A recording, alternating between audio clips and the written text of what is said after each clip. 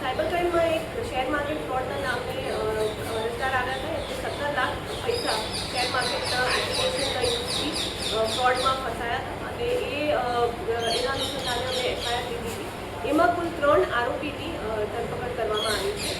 આ લોકો stock market forum 38ના નામે એક વોટ્સએપ ગ્રુપ ચલાવતા હતા. એમાં લોકોને શેર માર્કેટમાં નફો થશે અને જે શેર માર્કેટમાં નવા શેર છે ઓછા દામે મળશે એના નામે આ પૈસા પડાવતા હતા. લોકોને ગ્રુપમાં એક તો ભાગ બનાવતા હતા.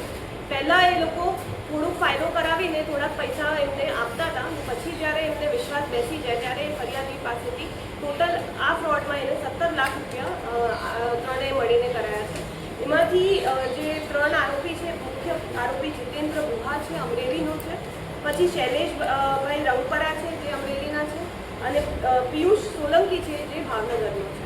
અને આ ત્રણેય ને જે બેંક અકાઉન્ટ યુઝ કર્યું છે એમાં ટોટલ 28 કમ્પ્લેન છે અત્યાર સુધી અને 28 લાખની કમ્પ્લેનો છે અને 8 કમ્પ્લેન હાલ સુધીમાં એ લોકોના વિરુદ્ધ દર્જ કરેલી છે.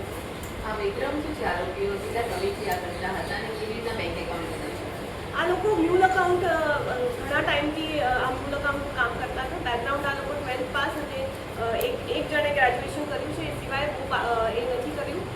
આ લોકોને કમિશન મળતું હતું એના હિસાબે આ બેંક અકાઉન્ટનો ધંધો કરતા હતા કે જો લોકો ગરીબ હોય કે જેમને બહુ ખ્યાલ ન પડતું એમની પાસેથી ભાડા ઉપર બેંક અકાઉન્ટ લેતા હતા.